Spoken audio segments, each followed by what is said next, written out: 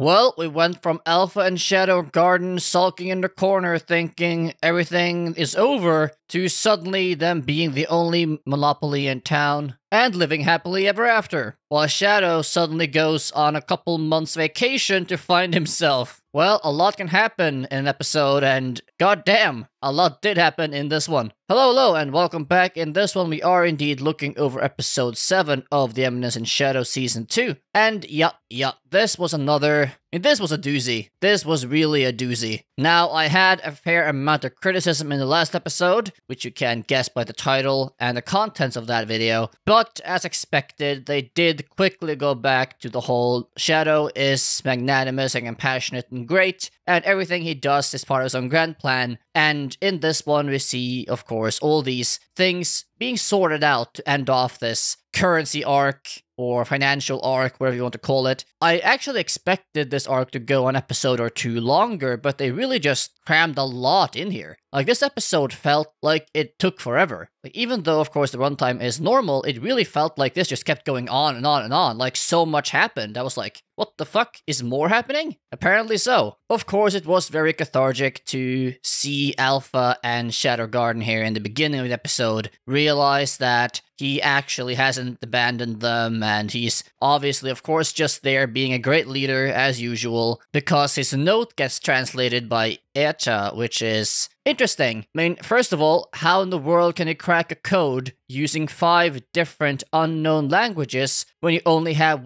a few letters of each alphabet to go off of? That sounds practically impossible, but good on her. She must be a super genius. But considering how this episode ends up, and how Shadow is still looking for his gold somewhere, did Eta just come up with the answers randomly? I mean, I don't remember if Sid actually said to himself what he wrote on that letter. I don't think he did, right? So, did he actually write that, and she actually translated the letter properly, or did she just randomly translate this on pure coincidence, and that's how it ended up? Either way, that is something else. Now, as I said, a ton happened in this episode here, but I would first like to talk about the arc ending between Geton and Yukime and that whole debacle there. We did see in the last couple episodes that, Geton, he wasn't always terrible, right? He got into the wrong crowd, started going down the wrong path, and ended up where he was now. But as Shadow is interrogating him to find his gold after it has been stolen, as he thinks, and interrogating him Stasi style, he ends up, instead of saying where the gold is, because of course he didn't take it, Shadow Garden did, he ends up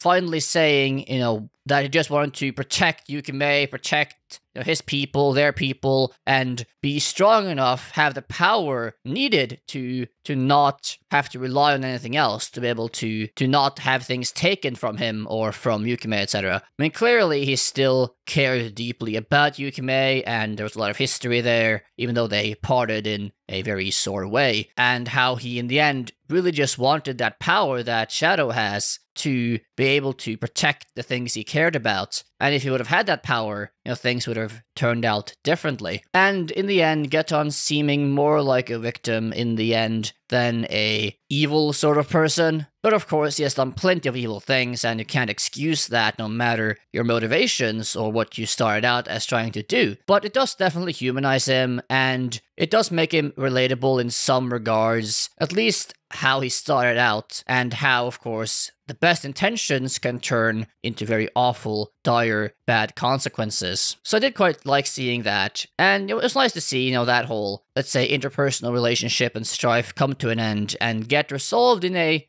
semi-emotional, good way between those two characters, Yukime and Geton. Even with Alpha delivering a letter from him to Yukime at the end of the episode, where he clearly, harbored a lot of feelings for her still, and still regarded her as the love of his life. And I assume having a lot of regrets and anguish over what had become of him and her, and how things turned out after he strayed from the right path, so to speak. But of course, as always, even though this whole moment between Geton and Yukime was like, somewhat, wholesome and emotional, and Geton being like, protect my treasure, I leave her to you, she's yours to protect now, to take care of. Of course, he means Yukime, but Shadow, as he is healing Yukime's wound, which coincidentally makes Yukime realize he was the bandit slayer all that time back that saved her village from Geton. Shadow is under the impression that Geton meant he left the gold under the snow, somewhere around there, because Shadow is absolutely horrible at understanding, well, anything outside his own Junie bubble, obviously. And at the same time, while he is doing this, well, Shadow seems to have a goddamn good track record lately of making all these ladies think that he's there for them, that,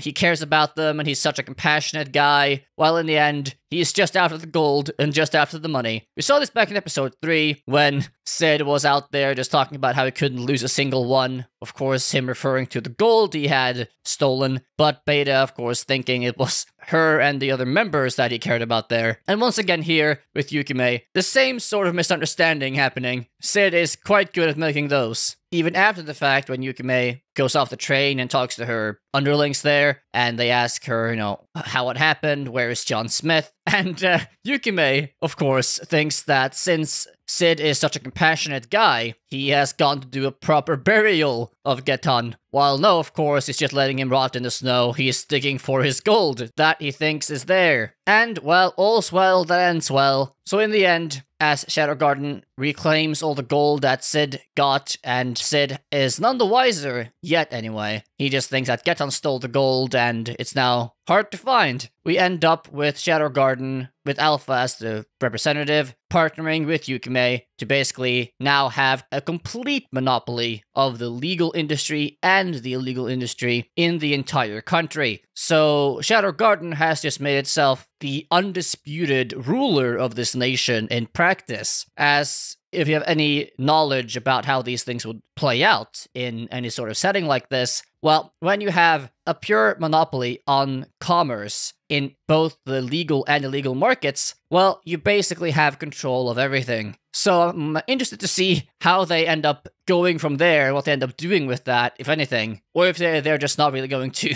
play much off of that in the future. But, good for Shadow Garden, good for them, and good for Yukime too, getting her closure, and, I assume, feeling a special sort of way about John Smith and the man she thinks he is, which is far from the man he is, let's be clear here. And in the very end, Sid just being out there digging snow, having Delta help out, and while doing so, basically defaming Santa, claiming he's more like a demon lord that preys on blood and whatever else to make his robe, and many other blasphemous statements. But at the same time, he makes a interesting side comment that I found quite insightful when he says that because of how betrayed he felt by Santa when he was a kid, because he kept dreaming about and asking for this one thing from him, which was to be the Eminence in Shadow, that because of this betrayal that he felt happened in that case, with Santa never listening to his request for a gift, basically, or granting him his wish, he never tells anyone anymore what he really wants. He keeps it to himself and keeps it all private and never discusses it with anyone. And that I just found really interesting in a way. It's like, okay, so is that the background for why he is such a shut-in, loner, chuny type of character? Because of Santa not giving him his Eminence in Shadow dream when he was a kid, and now he just goes in alone, doesn't explain anything, doesn't really have any sort of plan or overarching moral or anything along those lines. He just does what he wants and lets things fall as they may along the line? I guess so. And at the very end of the episode, when Sid is walking away after not finding his treasure in the snow, sad day for him, he says he's going on a vacation or an adventure, a journey to find himself, as he explains to Delta. But in reality, he's just going to take a couple months away from Shadow Garden, because in his mind, Shadow Garden still thinks of him as a traitor, and his way of solving this, of getting past this, tiny thing called betrayal, is to just be gone for a couple months, come back, pretend nothing ever happened, and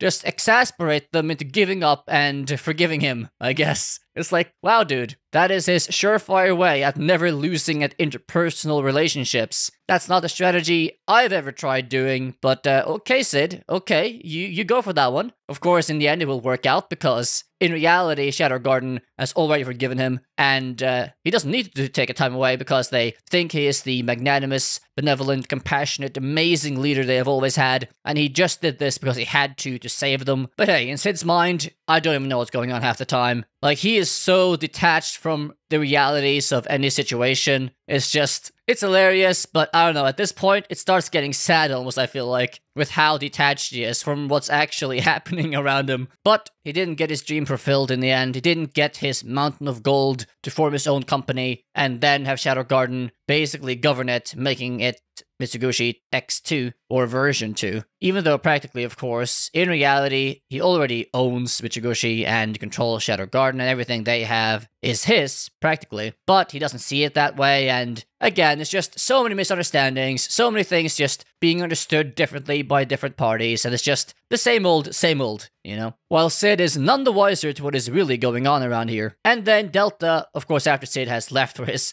spiritual journey, finds something in the snow, and yes, I am sure that something will end up being useful for something or important for some reason, and everyone will be very impressed Shadow knew to look there to begin with. Anyhow, though, as an episode, I did enjoy this, you know, like, it was a very eventful episode, as I said. So much happened in this one. I felt it could have been 2 episodes at least. Well, I guess, yeah, 2 episodes, because they did cram a lot in here. I mean, it wasn't like the episode felt super rushed, like things felt like they resolved themselves well enough, but they definitely could have added in another episode here to flesh things out and give more time to each setting and really make this more impactful and emotional in that way, because you can't jump from emotion to emotion quickly in this episode considering how much really happens. But things are as they should be again. Shadow Garden loves Shadow. Shadow is off doing God knows what. And now Yukime is also part of the group, part of Shadow Garden, practically anyway, and partnering with them to do something nefarious, I assume, down the line. And she has now her own crush on Shadow, assumingly. So I guess all the girls have another rival. This show just keeps being something else, though. I keep just loving Eminence and Shadow for what it is, even though it can be really stupid sometimes, and I don't like where the show is going at times in some directions. But overall, it's just an experience. You don't find